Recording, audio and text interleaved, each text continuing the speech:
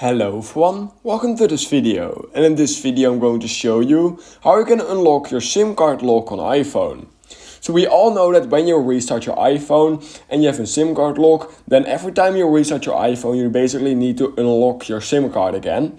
However, when you accidentally swipe that away, basically when you restarted your phone, you will now not have that option again. However, your SIM card, as you guys can see, is still locked. It will say locked SIM. And in this video I'm going to show you guys easily how you can unlock it.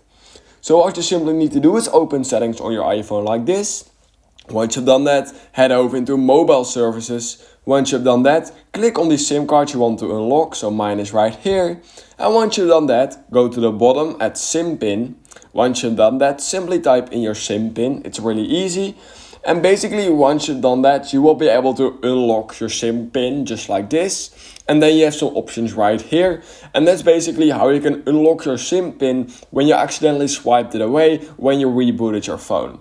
So if you learned something from this video, then please consider liking this video, subscribing to my channel, and I hope I will see you in my next YouTube tutorial video.